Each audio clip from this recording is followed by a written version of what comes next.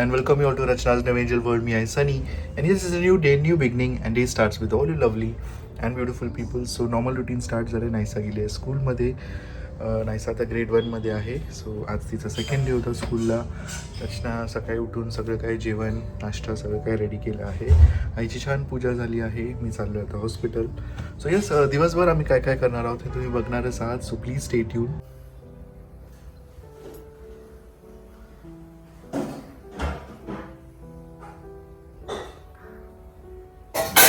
Good morning. Good morning. सगळं काय आवडलं आहे. आता परत नाश्ता माझ्यासाठी बनवत आहे. गरमागरम साबुदाणा खिचडी. छान फ्रेग्रन्स लागला. तूच दिलेला आहे. तू दिलेला आहे ना, तूच आहे. मी दिलाय मला पण नाही आठवत. छान वाजत आहे. ते छोटे पॉकेट वाले.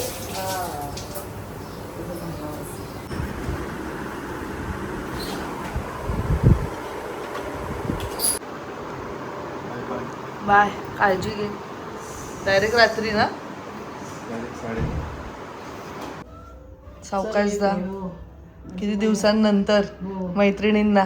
त्यावरच्या मैत्रिणी साईकर ताई आहेत, त्यांचा 75वा वाढदिवस आहे. तर त्यानिमित्ताने सुरुचीमध्ये त्यांनी पार्टी आयोजित केली. एन्जॉय करा सगळ्या मैत्रिणी. तुम्ही तर खूप दिवसांनंतर सगळ्यांना एकत्र भेटणार आहेत. आता किती सातवा महिना. त्या पण खुश असतील शुभ येणार आहे म्हणून. हो. चाल, सावकाश जा. नसेल तर बोलवा. सो आता वाजले आहेत 11:30 आणि घर एकदम शांत आहे. कोणी नाही आहे. नायसा गेली स्कूलला ना. सनी गेला. त्याचं आज पूर्ण 14 to 15 आज आहे क्लिनिक, हॉस्पिटल क्लिनिक. तो आता डायरेक्ट रात्री 10:30 वाजता वगैरे येईल. एकदम शांतता आहे घरात. But I have plenty of work to do. खूप सारं मी असं एक माझ्या डोक्यात चार्ट बनवून ठेवलं आहे की मला ही कामं करायची आहेत, ही कामं. सर्वात आधी मला हेअर वॉश करायचे आहेत, कारण सकाळी 5:30 वाजता आज तर मला पॉसिबलच नव्हतं ना. तर युजली मी करते सकाळीच हेअर वॉश करते. बट आज ॲक्च्युली बिर्याणी बनवायची होती आणि असं झालं की ते खूप गडबड झालं असतं. केस, कारण केस धुतल्यानंतर ह्या गरमीमध्ये, मुंबईच्या गरमीमध्ये केस धुतल्यानंतर हेअर ओपन ठेवूच नाही शकत. ते पण किचनमध्ये, कारण खूप गरम होतं. सो चला मग आता मी माझं काही जे काही काम आहे ते सगळं काही करून घेते.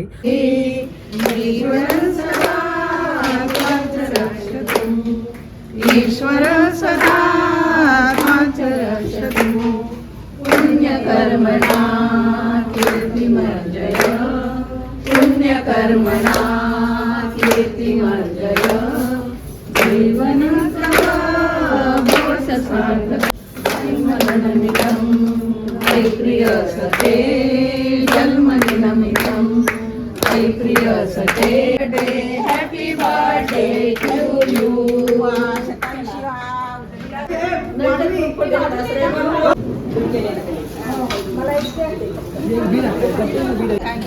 काय दिले नाही, मी वेगळं दिलंय. ते त्याच्यात नाही दिले. 100 वर्ष झाला. बोलायचं असतं शारदा. सुरुवात करा.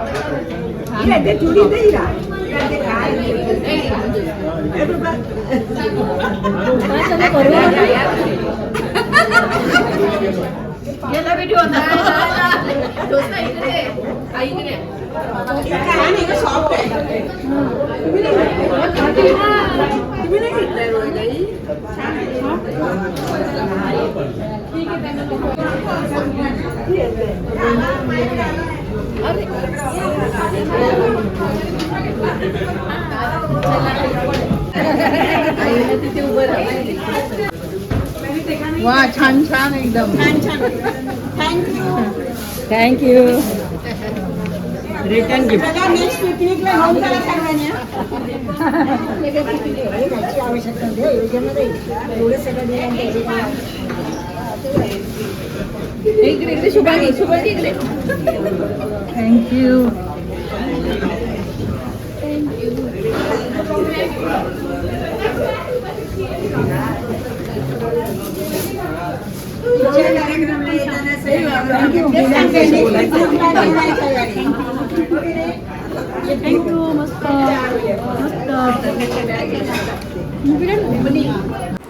आता वाजलेत 9:30. तुम्ही जसं काही बघू शकताय. आणि सकाळी मी जे म्हटले की मी शूट करेल ते मी आत्ता शूट केलेलं आहे. तर ट्रायपॉड जरा जास्तच वर झालं वाटतं. ओके. सो कुर्तीजचं शूट केलं आहे. फ्लिपकार्टवरनं काही समर वेअर मी मागवलेले आणि मस्त आलेत आणि ते पण रिजनेबल कॉस्टला. जास्त पण असं महाग वगैरे नाही आहे. लाईक 300च्या सगळे खालीच आहेत. काही काही 200च्या खालीसुद्धा आहेत आणि सुंदर कलेक्शन आहे त्या कुर्तीजचं. हे जे शॉर्ट कुर्तीज आजकाल जे खूप ट्रेंडिंग आहे. आवाज येत आहे का? सॉरी, फॅन चालू होता म्हणून आवाज नसेल आला. सो जे खूप ट्रेंडिंग आहेत ते मी काही मागवलेले आणि मला खूप खूप खूप खूप खूप खूप खूप आवडलेत ते. मस्त आहेत. फक्त मी एवढंच सांगेल की हे ना कॉटन असल्यामुळे मला वाटतं वॉश केल्यानंतर कदाचित श्रिंक होऊ शकतो. काही काही फॅब्रिक होतात. कॉटनमध्ये पण फरक असतो. म्हणजे मला असं वाटतं कॉटनमध्ये पण फरक येत असेल. पण काही काही फॅब्रिक श्रिंक होतात, काही काही फॅब्रिक नाही होत. So for a safer side तुम्ही एक साईज मोठी मागवत जा. सो लवकरच त्याचं रील मी टाकणार आहे आणि शॉर्ट पण टाकेल. तुम्ही नक्कीच बघा तो. आणि नायसा बसली आहे बाहेर, टी व्ही बघतीये ती. आणि एक गोष्ट मला तुमच्याबरोबर ॲक्च्युली शेअर करायची. सो ह्याच्या आधी तुम्ही एक क्लिप पाहिली असेल जिथे आई त्यांच्या फ्रेंड्सला आय मीन त्यांच्या फ्रेंडच्या बर्थडेला त्या गेलेल्या. बर्थडे खूप छान सेलिब्रेट केला. सगळ्यांनी खूप एन्जॉय केलं. आई तेच म्हणत होते की खूप दिवसांनंतर असं फ्रेंड्स बरोबर थोडंसं आउटिंग वगैरे. सो त्यांना खूपच छान वाटलं. आणि त्यानंतर असं झालं की काही तासांनंतरच त्यांची जी एक फ्रेंड आहे त्या एक्सपायर झाल्या. सो ही खूपच हलवणारी गोष्ट आहे. कारण आपण ज्या फ्रेंडला आत्ता काही तासांपूर्वी भेटलो आहोत तिचं अचानक असं समजणं, ऑल ऑफ अ सडन. त्या आल्या, त्यांनी एन्जॉय केलं. आई तेच म्हणत होते, एकदम छान बोलत होती ती. इवन आईंना त्यांचा मेसेज आला की तू खूप छान नेकलेस घातलेला आणि मला बघायचं होतं जवळनं. सो आईंचं आणि त्यांचं बोलणं झालं व्हॉट्सॲपवरती. आणि मग काही तासांनंतरच समजलं शी इज नो मोर. म्हणजे सगळे एवढे हल्ले ना की ज्या व्यक्तीला आपण सकाळी भेटलो शी वॉज टोटली फाईन, सगळं काही होतं आणि एकदम ऑल ऑफ अ सडन आता काय झालं. सो त्यांना हार्ट अटॅक आला. आणि म्हणजे आता काय बोलायचं मला हेच समजत नाही. किती लाईफ अनसर्टन आहे. काहीही कधीही घडू शकतो. आणि आम्ही तुम्हाला नेहमी तेच म्हणत आलो, काहीही कधीही घडू शकतो. तुम्हाला नाही माहिती आहे तुमच्या बॉडीमध्ये आतमध्ये काय चालू आहे. इवन इफ तुम्ही खूप छान असाल, तुमचं सगळं काही व्यवस्थित असाल, ते आजारी नव्हत्या, त्या काही नव्हत्या, त्या चांगल्या चालत फिरत होत्या आणि हे असं होणं इट्स इट्स ॲक्च्युली शॉकिंग. आणि ह्याच्यावरनं ॲक्च्युली समजतं की आयुष्यात कधीही काहीही घडू शकतं, काहीही घडू शकतं. माझ्या पप्पांचं पण, मी कधी एवढं कदाचित नसेल बोलली, पण माझ्या पप्पांचं सुद्धा असंच होतं. रात्रीपर्यंत ही वॉज टोटली फाईन. आम्हाला आठवते त्या रात्री त्यांनी आम्हाला विचारलेलं की चला आपण आईस्क्रीम खायला जाऊया, आणि कट टू सकाळी ही इज नो मोर. त्यांना सुद्धा काही आजार नाही, कधी ड्रिंकिंग नाही केलं, कधी स्मोकिंग नाही केलं, काहीच नाही केलं. आणि आम्ही ते खूप जवळनं पाहिले, खूप जवळनं एक्सपिरियन्स केलंय. म्हणून आम्हाला असं वाटतं की जेवढं पण आयुष्य मिळालं आहे ना, जगून घ्या. ह्याच्या उठ्यात हेव्या, त्याच्या उठ्यात हेव्या, हा काय करतोय, तो काय करतोय, ह्याच्याबद्दल बोलणं, त्याच्याबद्दल बोलणं, कधीपर्यंत तुम्ही बोलत राहणार? आणि का? जर तुम्हाला वाटत असेल की this is entertainment, so no, it's not an entertainment. तुम्ही कुठेतरी कोणत्या तरी टाईमला त्या व्यक्तीला पण तुम्ही हर्ट करतायत, तुम्ही खूप त्यांना डिस्टर्ब करतायत. हे सगळं असं बोलून जगा ना स्वतःचं आयुष्य. खूप छान दिलंय आपल्याला बाप्पाने, खूप छान आयुष्य दिलंय. आणि हे असं कोणत्याही क्षणी कोणाबरोबरही होऊ शकतं. आपल्याला आपली जी डेथ आहे ती सांगून नाही येत. ही जी अशी ऑल ऑफ अ सडन जी येते ती सांगून नाही येत. हां, जर तो व्यक्ती बेडवर आहे, खूप दिवसांपासून आजारी आहे, हां, त्याला जर काय आजारच आहे तर आपण समजू शकतो. पण चालत्या फिरत्या माणसाला असं होणं हे खूप शॉकिंग आहे. म्हणजे आई तर एवढ्या डिस्टर्ब झाल्या ना, आणि त्यांचं पूर्ण ग्रुप, की आज आपण ज्या व्यक्तीला भेटलो सकाळी, जी आपल्या व्यक्ती आपल्याशी चांगलं बोलली आणि तिच्याबद्दल असं समजणं फोनवर, हे खूप शॉकिंग आहे. म्हणजे मी तर विचार पण नाही करू शकत. एवढं असं इमॅजिन पण नाही करू शकत की हे असं होणं. म्हणजे बापरे बापरे. मस्त आयुष्य जगून घ्या, खरं म्हणतेय. आता दुनियेत पण काय काय चालू आहे, कधी काय होईल आपल्याला नाही माहिती आहे. आणि आत्ताचं जे लाईफ आहे ना, ते खूपच अनसर्टन आहे. पहिल्यासारखं नाही राहिलं आहे. आपलं सगळ्यांची ही जी बॉडी आहे ना, अशी सगळी विचित्र आहे. म्हणजे आज आपल्या पॅरेंट्सला जे 60 आणि 70मध्ये दुखापत होतीये, जे त्रास होत आहे ना, ते आपल्याला आत्ता जाणवायला लागलंय ह्या वयात. लाईक 30पासून आपल्याला ते जाणवायला लागलंय. कंबर दुखते, पोट दुखते, पाय दुखतात, गुडघे दुखतात. हे तुम्ही पण रिलेट कराल. मी म्हणते माझी किती कंबर दुखते. म्हणजे तेच मी म्हणते, आपण तिथपर्यंत पोचू की नाही आपल्याला हे पण नाही माहिती आहे. सो जगून घ्या आयुष्य. आणि प्लीज दुसऱ्यांना पण जगून द्या. कोण कसं वागतंय तर त्यांचं पॉइंट ऑफ व्ह्यू आहे. तर ती त्यांची लाईफ आहे, ते त्यांचं पार्ट आहे. जे काही असेल ते त्यांचं बघून घेतील. तुम्हाला कशाला त्यात हे करून घ्यायचं मला नाही समजत आहे. माहिती का, एवढं बोलून सुद्धा काही लोक ॲट द एंड त्यांना जे करायचं ऑफकोर्स तेच करणार आहे. आणि दॅट इज व्हेरी ट्रू. आपण सगळ्यांचं ऐकतो, पण शेवटी आपल्याला जे हवं आपण तेच करतो. आणि तसंच आमचं पण आहे. आम्हाला कोणी काही बोलत असेल आम्हाला नाही फरक पडत, पण आम्हाला माहिती आहे ना आम्हाला आमचं लाईफ कसं जगायचं, आणि आम्ही जगून घेतो. खरंच म्हणते. म्हणजे मी आणि सनी तर ह्यामध्ये खूप बिलीव्ह करतो, खूप. कारण आम्ही खूप जवळनं सगळं काही पाहिलंय. खूप. हो गॉड, बापरे, असं काहीतरी होणं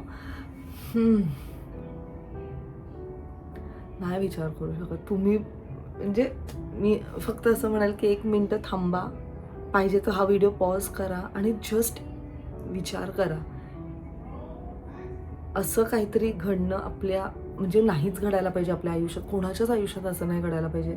पण ऑल ऑफ अ सडन असं होणं, म्हणजे आता आय नो हे मी खूप रिपिटेटिव्ह बोलते, पण मला ना माझे इमोशन्स प्रॉपरली शेअरच नाही करता येते. कारण मी सुद्धा हल्ली आहे ते सगळं काही ऐकून. मी इमॅजिन पण नाही करू शकत त्या गोष्टीला.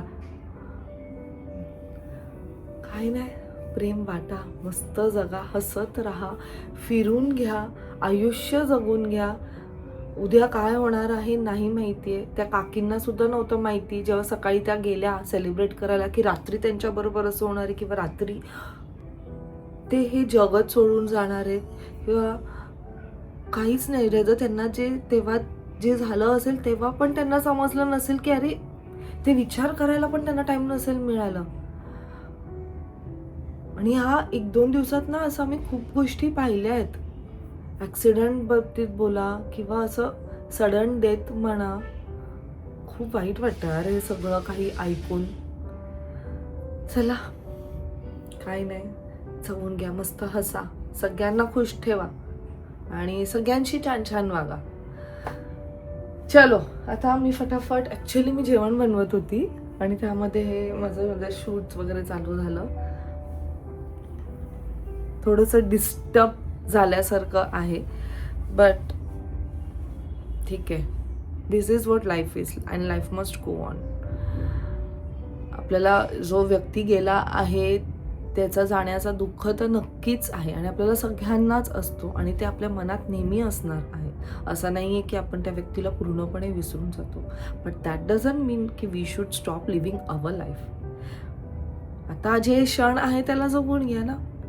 कारण काही काही लोक त्याला सुद्धा खूप लवकर जज करून जातात की अरे असं कसं.